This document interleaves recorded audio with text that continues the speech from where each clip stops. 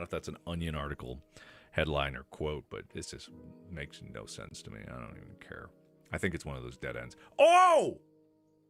Speaking of my instincts being right, honey! I can't believe that. I can't believe it. Honey turned out to be a scam. I can't believe it. I can't believe it. I was right. I made that claim back in like 2020 or 2019, whatever that clip is from. I had no idea that it was as bad as it was. I just knew that it didn't feel right. I never took a honey deal because I didn't trust it. And holy shit, it was so much worse than I ever could have imagined. So if you don't know what the deal is, there's a video by, Megalag? I think that's who made it. I'm not 100% sure. When they said, like, in the video, they're like, and all your favorite influencers were fooled by this. Well, except for one. And I was like, he's gonna mention me! He's gonna mention me! Me! And then, he didn't mention me. I thought he was gonna be sure that, I hope in he's gonna make a second video. I really hope he does an update in there that talks about how I knew it all along. I knew that it was a scam. I didn't know how, but I knew that it was a scam. I knew it. But if it doesn't happen in the update video, I'm not gonna cry too much about it. But it's yeah, you should all feel validated. Yes, you are a member of the smartest YouTuber. You absolutely are. I am just so hugely brained, no one can ever compare. So if you don't know what it is, there's a full video breakdown, and it's fucking nightmarish. But what they do is, it's not just that they're a scam, it's they're actively stealing money from the people they are paying to advertise their products, in addition to even more things that they're doing. But the way it works is, if you have this extension, and let's say, for example, you watch a video from a YouTube channel that has affiliate links in the description. The way those work is if you click on them, it puts a cookie in your browser that says, this guy referred you to this site. So it keeps track of that, and then when you go to check out, if you buy something, it gives them a commission. That person, because the cookie is there, has their name in it, says that person referred this guy buying this product, so we need to give that person a portion of this sale. So if it's like a $100 item, they might get $5, $10, $20, depending on how much the referral is, but they would get money for that. What Honey would do is, if you had that extension at all, and you went to your favorite YouTuber's referral link, and that cookie said, that YouTuber referred this person here. If you get out to the checkout page and you click anything, even if you don't click sometime, but if you click on Honey being like, look for coupon codes for me, and even if it goes, I didn't find any, or there were none to begin with, which is another part of the video that you should see, Honey would replace the cookie that said that guy gave the sale to Honey gave the sale. They would poach referral links from the YouTubers who are promoting Honey, and they would steal all of it. This is why PayPal paid $4 billion for this extension, because they would just nonstop steal everyone's affiliates. I don't think it's millions of dollars. I think it's way more than that. I think it is an unbelievable amount of money that they have been stealing from other people. It is nefarious to an unbelievable degree. It is mind-blowing, and they're not the only ones. And this wasn't even a secret in the company. I don't know how this didn't get out beforehand, but that's not the only thing that they've been doing. They don't even find you the best coupons, because the website that it's finding coupon codes on can go to Honey and be like, you cannot use certain coupon codes in your service. So Honey doesn't even recommend you the best coupon codes, because the website that you're on tells Honey, don't do that. And so instead of just doing that, they'll then use a coupon code that's bigger, not tell you that they're using it, skim the difference for themselves. It's mind-blowing how deep and how many levels of bullshit that it goes. I hope I'm correct on all that, because I'm summarizing a video that does a lot more research than what I'm talking about. Go watch Megalag's video. But as far as I understand it, That's not even the worst of it. There's a part 2 video that's coming, and it is crazy. Now, see, I'm not affected by this because I don't have referral links in my descriptions. I don't count on that for my income. I don't need that. Even if I did recommend a product, I usually just don't even bother to go get a referral link. But so many other YouTubers do. Big YouTubers, small YouTubers, the amount of money that they've been stealing from people. And Megalag did a demonstration of a particularly lucrative referral program. I believe it's for some VPN, where he got one purchase and it gave him like $35 for that purchase, because it was someone bought a big year subscription, or maybe he did it himself. I can't remember, but he got $35 from a commission for that referral, that's big in the area of referral. That's big. When he had Honey and he did the same thing, he got zero. Got absolutely nothing because Honey poached it. And then Honey has a referral program that's like, hey, if you have Honey, you can get Honey Gold to get Honey points. They gave the payout for those points was the equivalent of 89 cents. From $35 to 89 cents. And they took the rest of that. It is nuts. So the video is called Exposing the Honey Influencer Scam. And I'm so proud that I didn't take a deal. I knew it. I knew there was something shady.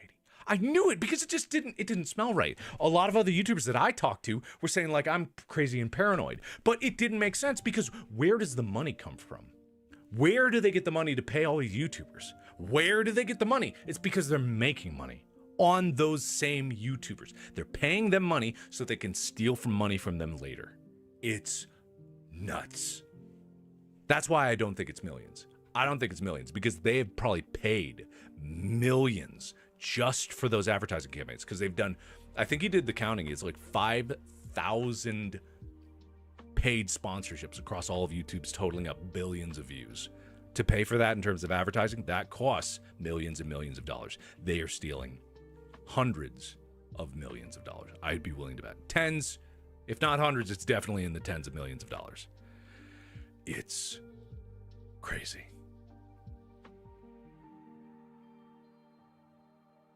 Anyway, yes, so part 2 is going to talk about that, how they screw over smaller businesses as well. Because there was a preview of the next video at the very end of this video that was talking about how some businesses their faces were blurred, and they were talking about how we suddenly realized that people were getting these 50% coupon codes, and we've never made a 50% coupon code. So Honey was doing malicious behavior that screwed businesses over, because it's just like they shouldn't. It's nuts. I don't even know what the second video is going to take place, but the first video is damning enough. The first half of the first video is damning enough. It's nuts. Anyway, that's all I'll say about that. So I was right. I was right.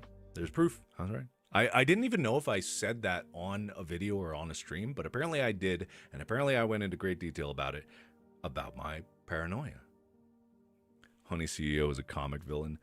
Man, it's just, I don't know how this business talk happens where they're all in the same thing and they're like, oh yeah, our business model is taking everyone else's affiliate codes. They probably pitch it inside as like, it's getting as many affiliate codes as possible. There's so much money left on the table of affiliate codes, probably. And then it goes slippery slope. It was like, okay, how can we get more affiliate codes? Well, I don't know. What if we poach other people's? Okay, that's probably fine. We are doing a service of recommending coupon codes. Oh, some sites don't want you to use coupon codes? I bet we could skim some off the top here. We're doing a service. You know, that's how the internal business talk happens. And at no point does anyone go like, this is highly unethical. This isn't just morally ambiguous. This is morally evil. On the alignment chart, this is insano evil-o. You know, the far side of it, you go insane evil. That's where it is. No one says that. No one would ever say that. Yeah, so I completely recommend everyone uninstall Honey. It is actually bad. So, and I've actually used Honey before. And what I found when I used it was like, it didn't find me a single goddamn coupon code. It never did. It never did anyway. It never actually saved me any money. So I was like, this doesn't even work. So I uninstalled it. I actively recommend everyone to uninstall your Honey. If you haven't, don't do it. Anyway, yeah, tons of evidence in the video by Megalag, who made the Exposing the Honey Influencer scam. And I'm wondering if anyone is even talking about this. Ah, yes, finally, it's getting picked up. Is Honey a scam? Yup. Honey's deal hunting browser extension is accused of ripping off influencers. Yup. Yep, absolutely. Oh, someone made a post on another subreddit, my clip. I knew something was up. I knew something was up. I knew. Where's Honey getting the money? I knew it. I knew it. Yeah. Anyway, so that's what it was. Anyway, so I knew something was up. I knew something was up. Anyway, that's the Honey update. Yeah. That's the Honey update. Play the clip. You can watch the clip. It's on my Twitter. God, man. I don't even use social media anymore, but opening Twitter is just depressing. It's always been kind of depressing. It's so depressing nowadays. It's so unbelievably depressing. So it's like, I barely use it at all anymore. I don't even care. Play Balatro. Man, part 2 of Balatro is going to be so different. Look, I uploaded Balatro part 1 yesterday, and I was looking at it, and I was like, wow, I am fucking terrible at this game. I had no idea. But I mean, I just started, so it's perfectly understandable that I was not good. Some people don't agree, but it's perfectly understandable if you're just starting a game and never played it before, you're not great at it. But man, when I say that's my new crippling addiction, I am not joking. I have it on my computer. I have it on my phone. I have it on my iPad. I have it everywhere so I can constantly keep playing whenever I have a break. It is an amazing game. It is really fun. But I don't understand how people can go into the exponentials of chips. I barely cracked 1 million. Like, I don't know. I got a long way to go. Yeah, it's nuts. Yeah. I've heard of Blue Sky. I have heard of Blue Sky, but also I don't care about social media in general. Like, I think like the age of social media is hopefully dying because I think people are realizing it wasn't really good to begin with. But at the same time, I think that, people thinking that Blue Sky is going to be some shining beacon of amazingness, in 5 years, you're probably going to be disappointed. And I'm not making a prediction like I did with Honey, but at the same time, the trend is a company's always going to company. You know what I mean? And Blue Sky is still a company. All of them are still a company. All of them are dreaming of their big IPO where they're going to make millions and billions of dollars. They're all dreaming of it. So Blue Sky is probably fine, and I'm all about it. Jump ship. I'm not saying it's bad. But the greater theme, I think, to understand is that letting go of social media is kind of a good thing. Twitter should probably die. It should just fade into obscurity. And Facebook should too. Most of these social medias should probably fade into obscurity. Because the usefulness of them has been probably tapped pretty tightly. There's always going to be something that exists in some way or another. But at the same time, I wouldn't expect...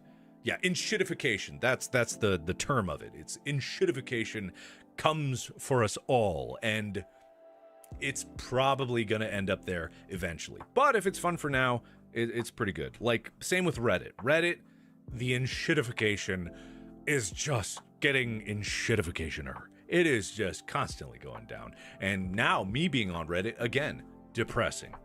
It's so depressing. I don't want to be on it at all. I barely want to be. I checked it all the time, and now every time I open it up, I'm like, this is terrible. I think I have another suspicion. Okay, here's another suspicion that I have if you want to see what this is all about.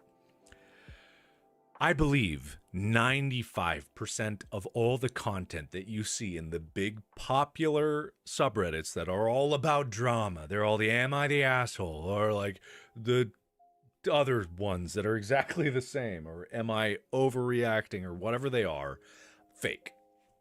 Now, I believe 95% of them absolutely fake. They are fiction. I don't doubt that some of them are real, and I'm sure there are proof for it, but there's no burden of proof in any of those stories. They're all so dramatic. They're all so stupendous, and they're made just specifically to get people to go like, oh my God, how did that happen to you? Oh, that's crazy. It's all fake. Because it is. I look at those and I'm like, man, why would this be real? I'm sure that some crazy things have happened, but not that many crazy to keep the content up in a subreddit going for as long as it have been. It's not an argument that these things don't happen, because sure, cheating does happen, drama does happen, that happens, but in a subreddit like this, it doesn't happen at that pace where everyone is coming there to tell their story here to get these beautiful fake points. It's not how life works. There's always something going on, but it's usually like, yeah, I yelled at a guy out my window, and he was all like, fuck you, and I was all like, fuck you. Anyway, am I the asshole? That's the story. That's the story. Yeah. Most wouldn't post about it. Exactly. All these people are like, this is a throwaway because I can't have my identity revealed. Now here's all of my personal identifying information about the situation I am, the city that I was in, the height and age of my significant other, that they couldn't possibly figure this out. We don't explore Reddit. They would never be able to know this exact circumstance of the situation that I'm explaining in great detail. That's getting to the top of this subreddit here. It's just so fake. Yeah, people forget how mundane most of life is, and that's the problem, because most of life is very mundane. Even me doing what I'm doing, like I said, I'm building a server. That's fucking boring. Half the time it's just asinine and boring. I talk about like, I got a good deal on a processor. That's pretty boring. You know, it's nothing crazy is happening, and none of it's worth telling. And even the dramatic stuff that does happen in my life, I'm not going to talk about it. And I have a platform to talk about it. I'm not going to talk about it because it's my business. I don't want anyone to know about it. Anyway, yeah. Am I overreacting if I say Mark is one of the greatest YouTubers ever? You can say that in a very calm and sophisticated manner. Just don't overreact about it. That's fine. Yeah, that's the harm of social media, because I think people crave status and people crave a hierarchy. They want to climb the ladder of society. And so in, these online spaces, it's very easy and also difficult to climb these ladders. I think it's the speed at which it happens is very hard to maintain. And so when people are trying to figure out their status, they realize like attention equals status. And that's not the way that it should be at all. Because on the internet, there's no consequences for negative attention. So negative attention is just as good as positive attention. And if anything, it lasts longer. And that's what happens. And that's the problem with it. So therefore, there is no way that it can really be a constant force of good, because it's also like the people using it become and shitified themselves, So, yeah, I never thought about that. It sounds dangerous. Like, it is dangerous. But, with humanity and society, a lot of things are dangerous that we live with on a day-to-day basis. And that's like, those are debates to actually make of it. In the reality of what we do, we got to make those decisions when we make them. But when it comes down to like the internet, I don't think anyone wants to let it go. No one really wants to not have it, because like we all just said, most people's lives are generally boring. So they look for excitement. And this is one of the ways where excitement happens. But people forget that there is not that much of a separation between what's online and what's in real life as they think. And then their actions online spill over into what's happening in real life. And then you get situations where people are suddenly finding themselves in situations that they had no idea were as bad as they were. And so, yeah, social media is also curated. That's a good point. It's you see what others want you to see. And you see what you are drawn to, not what you like. That's a big distinction to make. You see what you're drawn to, not what you like, not what you enjoy. Oftentimes you'll find yourself looking at a problem. And then when you look at that problem, you'll get more problems coming in because you're looking at problems. And the algorithm doesn't know it's looking at a problem for you. It knows that you're looking at something. And the algorithm goes, give them more of that. Suddenly you've got more problems in front of you, all demanding your attention. You're like, oh man, the world's gone to shit. This is, So yeah, anyway. Yeah. Isn't Hollywood similar to social media? I mean, probably in some connections you could make, but not in the general thing that I'm trying to say here. Hollywood has its own problems for many, many reasons. A bunch of archaic systems that don't even make any sense anymore, that are so set in their ways, and they're so bogged down by their inability to think outside of the strict box that they have built for movie making to realize that it's completely changed and it's all been turned upside down. And they don't even realize it. That is completely different. Like there's a complete societal change that is pending. There's an update. There's a system update that's pending a reboot in Hollywood right now and traditional media in general that is just waiting. Because it's like the entire world of YouTube is just completely trounced everything that they could possibly hope for. TikTok might be banned, so who knows what they're going to happen. But if TikTok's banned, then it's all YouTube all the time. That's the only other competition, really. And YouTube TV is the top subscribed service in the world, I think. YouTube TV. And that's just TV on the internet. And YouTube won. YouTube, in terms of creator-driven content, the number one in the world. There is no other platform. It's just what it is, you know?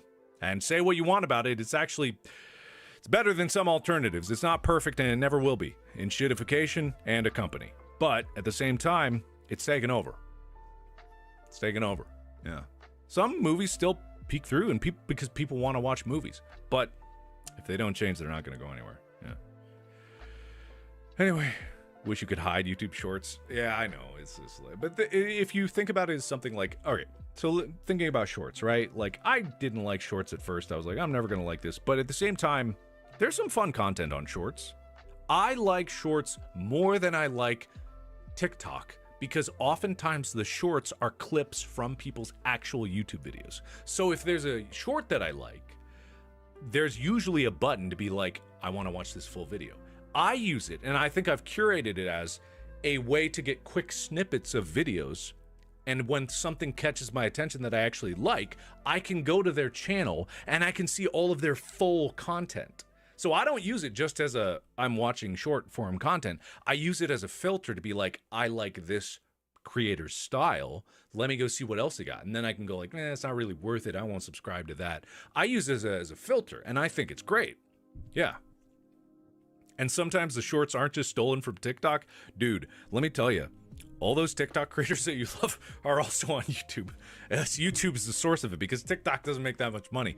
But YouTube does. And I'm not saying that TikTok doesn't have its own creator-driven everything. It's great. I think it's wonderful for creativity, and it's great. But the platform doesn't treat its creators nearly as well as YouTube does. They don't share nearly as much revenue as YouTube does. YouTube is an incubator for these creators because it actually gives them a path for sustained income as opposed to depending. TikTok, I deleted it because all it was TikTok shop advertisements. That's all it became because that was the only way people could make money. So every single TikTok I'd see, it stopped being funny, it stopped being entertaining because everyone was just trying to sell me something. That's all I saw. And I don't know if the algorithm thought that I wanted that, but I never clicked on anything. This is non-stop ads, ads, ads, ads. And you can't get away from it because it's not like you can block anything there. It's just the creators themselves. Now all the content they're making is advertisements because they don't have any path for income besides that. But with YouTube, you do, because if you make shorts, you can draw people in and then you can convert them into regular viewers like what I'm being. I'm a regular viewer of some people now just because I discovered them through shorts. So shorts as a system, when used correctly, which it is starting to be to, instead of being a TikTok clone, they're starting to be their own thing. That leads to better content. Whereas TikTok is leading to worse content right now. And so YouTube Shorts as a system isn't as robust, but what it's leading towards is actually driving better innovative content. And I like that. I like that because it's the same kind of creativity that TikTok was originally instilling, and now it's translating into both short form content that leads to long form content on YouTube. And I think that's good, and I think that's healthy. There are still problems with it. There are still many, many problems with it.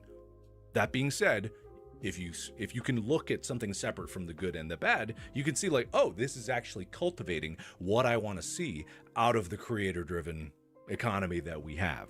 You know what I mean? Yeah. Anyway. Ads are okay if it's for lenses or the render farm. Yes. Yes, indeedy. I actually got a brand deal. You won't believe it, but I did. I got a brand deal.